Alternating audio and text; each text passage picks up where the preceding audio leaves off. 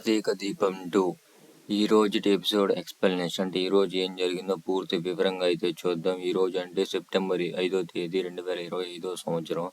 ఇంకా ఎపిసోడ్లోకి వెళ్తే దీప అయితే చపాతీలు చేస్తూ ఉండి చపాతీ పిండి అంటే కలుపుతూ ఉండిద్ది. అప్పుడు సుమిత్ర వచ్చింది. సుమిత్ర రాగానే ఏం చేస్తున్నావు దీప, ఇంటికి వెళ్ళలేదా అని అంటూ ఉండిద్ది. ఈరోజు కొంచెం తొందరగా వెళ్ళాలి కదమ్మా, మీకు ఒకళ్ళు చపాతీ చేస్తే మీరు వేడి చేసుకుని తినొచ్చు, కూరలు కూడా ఆల్రెడీ ఉన్నాయి నేను పెట్టేశాను అని అయితే నవ్వుతా సంతోషంగా అయితే చెప్తా ఉండిద్ది. అప్పుడు సుమిత్ర అనిద్ది, నువ్వు నిజంగా నా వాళ్ళ కోసం చేస్తున్నట్టే ఉంది కానీ నటిస్తా చేస్తున్నట్టు లేదు దీప అని అనిద్ది సుమిత్ర. అయితే అప్పుడు దీప అనిద్ది, నటిస్తా చేసేది ఏందమ్మా, నటిస్తా చేసేది ఏంది, నటిస్తా నేను ఎక్కడ చేశానమ్మా అని అనిద్ది. సుమిత్ర అప్పుడు చెప్పేది, అదే దీప నువ్వు నటిస్తా చేయట్లేదు, అదే నేను చెప్తున్నాను.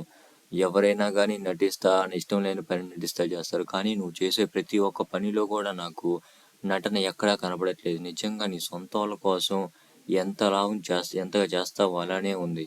నువ్వు నటిస్తా ఎక్కడ చేస్తావా అని నేను ఆలోచిస్తున్నాను. అప్పుడు దీప అనిద్ది, ఎక్కడ చేస్తున్నామ్మా నటిస్తా అనిద్ది. అప్పుడు సుమిత్ర అనిద్ది, అదే నేను ఆలోచిస్తాను, నాకేం అర్థం కావట్లేదు, మరీ నా సొంత వాళ్ళ కోసం అంతలావున చేయాల్సిన అవసరం ఏముంది. నేను ఒకప్పుడు నీ పెళ్లి కార్తీక్ నీకు పెళ్ళి అయ్యేటప్పుడు నేనే దాచిపెట్టి కానీ పైకి నవ్వుతా నటిస్తా ఉన్నాను. కానీ అప్పుడు నటన అంటే నాకు తెలుసు ఏంటంటే పైకి నటిస్తా నవ్వుతా ఉన్నాను. కానీ నువ్వు అలా కాదు, చేసే ప్రతి ఒక్క పనిలోనూ నటన కాకుండా నా సొంత వాళ్ళ కోసం, మా కోసం అంటే నా సొంత వాళ్ళ కోసం, రక్త సంబంధికుల కోసం చేస్తున్నావు అని అంటా ఉండిద్ది. రక్త సంబంధికులు అంటే నీ తల్లి తండ్రి అలాగ చేస్తా ఉన్నావు అనిద్ది. అప్పుడు సుమిత్ర అనిద్ది, ఏంటంటే ఒకప్పుడు నువ్వు నా కోసం నువ్వు ఇంత ఎందుకు చేస్తున్నావు అంటే నువ్వు నా తల్లివి అని చెప్పు, కానీ తల్లి అన్నంత మాత్రాన నేను తల్లిని అయిపోను కదా అని అంటా ఉండిద్ది. మరి ఇంతలావున ఎందుకు చేస్తున్నావు అని అయితే అంటా ఉండిద్ది. సుమిత్ర అయితే నా తల్లి అన్నంత మాత్రాన కాదు కదా నేను అయిపోను కదా అన్నప్పుడు దీప అయితే చాలా అంటే చాలా బాధపడుతూ ఉండిద్ది. అప్పుడే కార్తీక్ అయితే వచ్చి ఉంటాడు. వచ్చి ఇంకా వాళ్ళిద్దరిని ఆపడానికి కొంచెం గొంతు సవరించుకున్నట్టయితే అని అంటాడు. ఇంకప్పుడు కార్తీక్ అంటాడు, ఏం చేస్తున్నావు ఇక్కడ, ఏం లేదురా దీపతో మాట్లాడటానికి వచ్చా అనిద్ది. అప్పుడు కార్తీక్ అంటాడు, మీరు అనుకునేదంతా విన్నానత్తా, దీప ఎప్పుడు కూడా నటిస్తా లేదు, ఎప్పుడు కూడా ఒకేలాగే ఉంది. ఉదాహరణకి చెప్తాను చూడు, నేను చిన్నప్పుడు కొలంలో పడిపోయినప్పుడు కూడా దీప ఏ స్వార్థం లేకుండా నన్ను కాపాడింది. అంతెందుకత్తా, అప్పుడు నువ్వు కూడా అన్నావు ఇంత మంచిదానివి, ఎలా పొగిడావు, చాలా వరకు పొగిడావు గీతను కూడా, దీపను కూడా. ఇప్పుడు తర్వాత దీప నిన్ను కూడా కాపాడింది. ఆ తర్వాత కూడా నన్ను కాపాడింది, చనిపోయేవాడిని కూడా కాపాడింది. దీప ఇప్పుడు కూడా తన స్వార్థానికి ఇప్పుడు ఏమీ కూడా చేయలేదత్త, కానీ నువ్వే అది అర్థం చేసుకోలేకపోతున్నావు, నిజాన్ని తొందరగా నమ్మలేకపోతున్నావు అత్త అని అంటాడు కార్తీక్. అయితే అప్పుడు సుమిత్ర అనిద్ది, ఏమనిద్దంటే, కానీ ఇదంతా ఓకే, కానీ ఆ రోజు గన్తో దశరథ్ అంటే మా ఆయన్ని నా భర్తను కాల్చింది మాత్రం నేను అసలు మా తల తిప్పుకోలేకపోతున్నాను. నా కళ్ళు మూస్తే అదే గుర్తొస్తుంది. నా మైండ్లో నుంచి ఎలాగైనా తీసే, నువ్వు ఎలాగైనా నిరూపిస్తానన్నావు కదా, ఇంతవరకు నిరూపించలేదేంది అని అయితే అడిగిద్ది. అప్పుడు కార్తీక్ చెప్తాడు, నిజమే అత్త, నిరూపిస్తాను, కానీ నిరూపించడం అంత తొందరగా అయ్యే పని కాదు కదా, నిరూపిస్తాను. దాంతోపాటు నీకు ఒక గిఫ్ట్ ఇస్తాను. ఆ గిఫ్ట్ నీకు చిరకాలం అంటే నీ జీవితాంతం గుర్తుండిపోయే గిఫ్ట్ అయితే ఇస్తానత్త.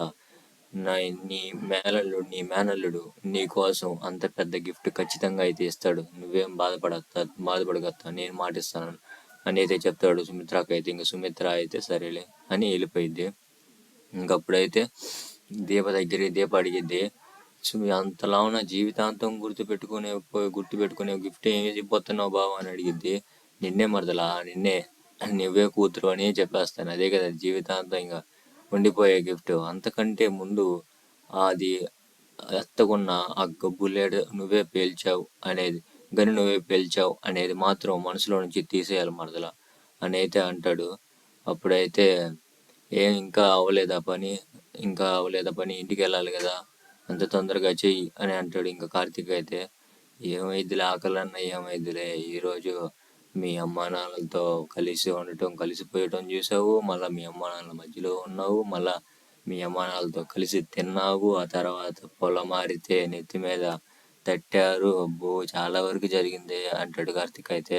అప్పుడు దీప అనిద్ది, అంతా నీ వల్లే కదా బావా, అంతా నీ వల్లే కదా, నువ్వే కదా చేసింది, నాదేముంది చెప్పు అని అనిద్ది. ఇప్పుడు కార్తీక్ అంటాడు, అంతా నేను చేసినా కానీ కనీసం ఒక థ్యాంక్స్ అన్నా చెప్పావా, చెప్పుంటావులే అంటాడు. అప్పుడు దీప అనిద్ది, థ్యాంక్స్ బావా అని అని చెప్పిద్ది. అప్పుడు కార్తీక్ అంటాడు, థ్యాంక్స్ థ్యాంక్స్ అంటే థ్యాంక్సా, అదేంది థ్యాంక్స్, నేను ఒక మాస్ లుక్తో, మాస్ మాస్ అంటే నువ్వు నా దగ్గరికి వచ్చి కళ్ళలో కళ్ళు పెట్టి చూసి అలాగా కన్ను కొడతా థ్యాంక్స్ అని చెప్పాలనుకున్నాను, కానీ నువ్వే ఇంత సింపుల్గా చెప్పావు అనేది అంటాడు. అప్పుడు దీప ఒక్కసారిగా అవునా అని దగ్గరికి ఒక్కసారిగా తీసుకొని 2 సార్లు దబ్బా దబ్బా అని గుద్ది, అంటే చేత్తో కాదు, అంటే శరీరాన్ని గుద్ది ఒక్కసారిగా కళ్ళు పెట్టి చూస్తే కన్నేదో కొట్టింది, దెబ్బకు ఫ్లాట్ అయిపోతాడు. అప్పుడు మొత్తం దీప చేసి, నాకు సిగ్గేస్తుంది బాబా పో అని అనిద్ది. కార్తీక్ అయితే సేమ్ టు మరలా అని అయితే అంటాడు. ఇంకా అక్కడి నుంచి కట్ చేస్తే ఇంకా దీప, కార్తీక్, కాంచన, శ్రీధర్ అందరూ అయితే కూర్చొని ఉంటారు. అప్పుడైతే శౌర్య అయితే అండ్ ఇంకా శౌర్యాన్ని తీసుకెళ్ళలేదు కదా వాళ్ళ అమ్మమ్మ తాతయ్య, అంటే దశరథ సుమిత్ర ఫంక్షన్కి, పెళ్లి ఫంక్షన్కి. ఇంకా ఆడికైతే నన్ను తీసుకెళ్ళలేదు కదా, మీరే వెళ్ళారు, నన్ను స్కూల్కి పంపించి నేను మీతో అందరితో మాట్లాడను అనేది అంటా ఉండేది. అప్పుడు కాంచన అనిద్ది, నువ్వేం బాధపడబాగలే, మీ తాత నన్ను పక్కకు పిలిచి నీకోసం స్వీట్స్ ఇచ్చాడు, తినిపో అనిద్ది. సరేలే తింటాలే అమ్మమ్మ, తింటాలే నాయనమ్మ, తర్వాత తింటాలే ఉండు, అసలు నన్ను తీసుకెళ్ళనీయకుండా మీరు ఎట్లా వెళ్ళిపోయారు అని అంటాడు అనిద్ది. ఇంకప్పుడైతే దీప అనిద్ది ఏమనిద్ది అంటే, తీసుకెళ్తాంలే దాపు తీసుకెళ్తాంలే అనేది అనిద్ది. అవును, అప్పుడు శౌర్య అనిద్ది, అవును దాగుడు మూతల ఆట అయిపోయిందా, అమ్మమ్మ వెళ్ళిపోయింది ఇంకా రాదు అమ్మమ్మ, దాగుడు మూతల ఆట అయిపోయిందా అని అయితే అనిద్ది. దీప అప్పుడు అనిద్ది, ఇంకా చాలమ్మ దాగుడు మూతల ఆట, ఇంకా ఎక్కువ అయితే తట్టుకునే పరిస్థితి మాకు లేదని అనిద్ది. శౌర్య అప్పుడు అనిద్ది, మీ పెద్దోళ్ళు ఎందుకు దాగుడు మూతల ఆటకి అంత భయపడుతుంటారు, మేమైతే గంటకు 2-3 సార్లు ఆడుతుంది దాగుడు మూతల ఆట అనిద్ది శౌర్య అయితే. ఇంకా శౌర్య అయితే ఇంకా దీప అనిద్ది, ఇంకో సరేలే హోంవర్క్ చేసుకోపో అనిద్ది. ఇంకా శౌర్య హోంవర్క్ చేయడానికి అయితే వెళ్ళిపోయింది. ఇంకప్పుడైతే దీపని పిలిచి కార్తీక్ పక్కన కూర్చోబెట్టి, నీ వల్లేనమ్మా మేము ఎంత సంతోషంగా ఉన్నాం, మనం ఎంతో కాలం తర్వాత సంతోషంగా అయితే ఉన్నాం అయితే అనిద్ది. ఇంకప్పుడైతే శ్రీధర్ అంటాడు, ఏమంటాడంటే, ఈ సమస్యలన్నీ తీరిపోవాలంటే ఆ జ్యోత్స్నకి పెళ్లి చేసి పంపించేస్తే ఒక ఒక శని పోయినట్టు ఉండిద్దిరా అనేది అంటాడు. ఇంకప్పుడైతే కార్తీక్ అంటాడు, అదేదో నువ్వే చేయొచ్చు కదా మాస్టరు, అందరికి చెప్పే బదులు అంటాడు. అప్పుడు శ్రీధర్ అంటాడు, అవును మనం చేస్తాము, మనం చేసినవి వాళ్ళకి నచ్చాలి కదరా, వాళ్ళకి నచ్చితే నచ్చకపోతే, ఒకవేళ మా బావగా నచ్చినా కానీ ఆ జ్యోత్స్నకి ఏదో వంకలు పెడతా ఉండిద్ది, అయినా కానీ ఆ జ్యోత్స్నకి చేయాలంటే ఆ జ్యోత్స్న కంటే 3 5 మొండోడినే చేయాలి, లేకపోతే కంత్రి నా కొడుకునే చేయాలి, లేకపోతే దాన్ని తట్టుకోలేక 3వ రోజే పారిపోతాడు అనేది అంటారు. ఇంకా అక్కడైతే నవ్వుకుంటా అయితే ఉంటారు అందరైతే. ఇంకా అక్కడి నుంచి కట్ చేస్తే జ్యోత్స్న, పారిజాతం అయితే కూర్చొని కన్నింగ్ ఆలోచనలు చేస్తూ ఉంటారు. జ్యోత్స్న అడిగిద్ది, అసలు నువ్వు నా వైపా లేకపోతే వాళ్ళ వైపా జ్ఞాని అని అయితే అంటా ఉండిద్ది జ్యోత్స్న. అప్పుడు పారిజాతం అనిద్ది, అదేంటే నీకోసం నేను బ్రతుకుతుంటే నువ్వు ఈ ఆస్తి అంతా వారసురాలు అవ్వాలని నేను కోరుకుంటుంటే నువ్వేముంది ఆ మాట అంటున్నావు అని అయితే అనిద్ది.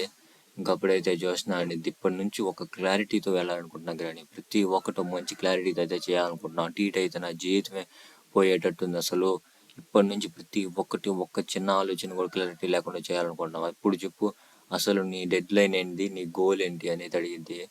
ఇప్పుడు దాని గురించి ఎందుకే అనేది పారిజాతం అయితే, కాదు గ్రాని ఖచ్చితంగా అయితే చెప్పు, అసలు నేను కనుక CEO కనుక అయితే నేను మొత్తం మార్చేయగలను, ఇప్పుడు నా ఆస్తి ఇప్పుడు నాన్న పేరు మీద అయితే నాన్న పేరు మీద నా ఆస్తి, అంటే దశరథి పేరు మీద అయితే ముసలోడు శివనారాయణ అయితే రాస్తాడు, ఆ ఆస్తి నా పేరు మీద అయితే రాపించుకోవాలని అయితే జ్యోత్స్న అయితే అనుకునిద్ది. నేను అనుకున్నది ఏది జరగట్లేదు, అప్పుడు బాబా అలాగైంది, ఇప్పుడు ఆస్తికి అలాగైంది, నేను కనుక ఒక్కసారి CEO కనుక అయ్యానంటే మొత్తం తలరాత మొత్తం మార్చేయగలను. అప్పుడు పారిజాతం అనేది, అయితే మీ తాతని అడుగుపో అనేది. అప్పుడు జ్యోత్స్న అనేది, ఇప్పుడు అదొక్కటే తక్కువ. అడగగానే బయటికి పో అంటే అసలు అడగకూడలేదు. లోపలికి వెళ్తేనే బయటికి పో అనే పరిస్థితిలో ఉంది. అసలు నన్ను పట్టించుకోవట్లేదు. ఎలాగైనా నువ్వే ఏదో ఒకటి చేయాలి గ్రాని అయితే అనింది. నేనేం చేయగలను అనేది పారిజాతం అయితే. అప్పుడు జ్యోత్స్న అనింది, నువ్వేం చేయగలవు అయింది గ్రాని. వెళ్ళి అప్పుడు ఎలా తాతని, మా పెళ్ళైన తాతని ఎలా నీ బొట్టలో వేసుకున్నావు అది గుర్తుపెట్టుకో. మళ్ళీ పాత పారిజాతాన్ని బయటికి తీయాలి గ్రాని అని అయితే అనిద్ది. మళ్ళా పాత పారిజాతాన్ని బయటికి తీయాలంటావా అని అయితే పారిజాతం అయితే అనిద్ది. ఇంకప్పుడైతే అవును గ్రాని అది తనది చూసినా మాత్రం. ఇంకప్పుడైతే ఇప్పుడు చూడు నేను మీ తాతని ఎలా ఒప్పిస్తాను అని అయితే భలే రోషంగా ఒక గ్రాండ్ మ్యూజిక్తో అయితే జ్యోత్స్న పారిజాతం అయితే వెళ్ళిద్ది. ఇంకా జ్యోత్స్న అప్పుడు అనుకునేది నిజంగానే తాతని పాడేసిద్దా లేకపోతే ఇదే పడిపిద్దా అనేది అనుకునేది జ్యోత్స్న అయితే. ఇంకా అక్కడి నుంచి కట్ చేస్తే మళ్ళా దీప, కాంచన, కార్తీక్, శ్రీధర్ వాళ్ళ దగ్గరికి అయితే తీసుకెళ్తారు. ఇంకా అప్పుడైతే కార్తీక్ అయితే అంటాడు, ఇక మనం అందరం కలిసే ఉండొచ్చు అని అయితే అంటాడు. అప్పుడు శ్రీధర్ అంటాడు, అవును నిజంగా కలిసే ఉండొచ్చు అంటావా అంటే, నేను కూడా మీతో కలిసి ఉండొచ్చు అంటావా అని అయితే అంటాడు. అది ఇప్పుడు కాదులే మాస్టర్, ముందర మీరు ఇంటికి వెళ్ళండి, చీకటి పడింది, మళ్ళీ చిన్నమ్మ వెయిట్ చేస్తూ ఉండిద్ది అనేది అంటాడు. అప్పుడు శ్రీధర్ అంటాడు, నేను మీ దగ్గర ఉంటమే నాకు చాలా ఇష్టం అక్కడికి వెళ్ళడం కంటే అనేది అంటాడు. అప్పుడు కార్తీక్ అంటాడు, నా అంటే ఇప్పుడు ఆ చిన్నమ్మ కూడా ఉంది కదా మాస్టారు, అలా అనుకుంటే ఎలాగా, ముందరైతే మీరు బయలుదేరండి, నీకు ఇష్టమా లేదా అని అడుగుతాడు శ్రీధర్ అయితే. నాకు ఇష్టమే, కానీ అమ్మ నిర్ణయమే నా నిర్ణయం అని అయితే అంటాడు. ఇంకప్పుడు కాంచన అని అడుగుతాడు. కాంచన ఏం మాట్లాడదు, అందుకని దీపని అడుగుతాడు. దీప ఏం చెప్పిద్ది అంటే, అత్తయ్య నిర్ణయమే నా నిర్ణయం అనేది దీప అయితే. ఇంకా అప్పుడు కాంచన అనేది అడుగుతాడు. కాంచన అప్పుడు చెప్పిద్ది, అప్పుడు కాంచన కాసేపు ఉన్నాక ఏం చెప్పిద్ది అంటే, నేను నాది కాదు అనుకున్నది నేను ఎప్పుడు నాది అనుకోను. నేను మిమ్మల్ని నాది కాదు అనుకున్నాను. అందుకని నేను చాలా కష్టాలు పడ్డాను, చాలా వ్యవహారం జరిగింది, చాలా అంటే చాలా మాటలు పడ్డాను, తర్వాత ఎన్నో భరించాను, తర్వాత ఇప్పుడు ఈ స్టేజ్లో ఉన్నాను. కానీ నేను నాది అనుకుంది ఎప్పుడు నాది కాదు అనుకున్నది నాది అనుకోను. అది ఎవరో కాదు మీరే అనేది అనేది. మీ కావేరి ఎలాగో మంచిది కాబట్టి ఎప్పుడు పడితే అప్పుడు ఇక్కడికి వచ్చినా కానీ ఏమనుకోవట్లేదు. ఆ మంచితనాన్ని కూడా నేను వద్దనుకోవడం లేదు. మీరు ఇంటికి రావచ్చు, ఎప్పుడు తండ్రిగా అంటే కార్తీక్ తండ్రిగా రావచ్చు అని అయితే మాత్రం అనిద్ది. ఇలా అయితే అసలు ఇంటికి కూడా రాబాకండి అని అయితే అనిద్ది. అప్పుడు శ్రీధర్ అంటాడు, నాకు ఒకటైతే సంతోషంగా ఉంది, అసలు కార్తీక్ తండ్రిగా రమ్మన్నావు కాబట్టి అది మాత్రమే నాకు సంతోషంగా ఉంది, దానికోసమైనా నేను ఇప్పుడైతే వెళ్ళిపోతున్నాను అయితే అనిద్ది అంటాడు. ఇంకా అప్పుడైతే దీపక్ ఇంకా శ్రీధర్ అయితే వెళ్ళిపోతాడు. అప్పుడు దీపక్ అయితే ఒక క్లోజప్ అయితే వేస్తారు. ఈరోజు సీరియల్ అయితే ఇక్కడి దాకా. ఈ ఎపిసోడ్ ఎక్స్ప్లెనేషన్ కనుక నచ్చుంటే ఖచ్చితంగా సబ్స్క్రైబ్ చేయండి, బెల్ ఐకాన్ ప్రెస్ చేయండి. ఎక్కువ మంది బెల్ ఐకాన్ అంటే ఒక గంట సింబల్ అయితే ఉండిద్ది, అది ప్రెస్ చేయండి. చాలా మంది ఎక్కువ రీచ్ అవ్వడానికి అయితే అంటే ఎక్కువ ఎప్పుడు అప్డేట్స్ అప్పుడు రావడానికి అయితే మీకు చాలా వరకు ఛాన్స్ అయితే ఉండిద్ది. లైక్ బటన్ కూడా ప్రెస్ చేయండి. ఇంకా ఏంటంటే ఎక్కువ మంది రీచ్ అవ్వడానికి అంటే చాలా మందికి రీచ్ అయితే మీకు నేను పెట్టినవి కూడా తొందరగా అయితే రావడానికి కూడా ఛాన్స్ ఉండిద్ది. కాబట్టి అది గుర్తుపెట్టుకోండి.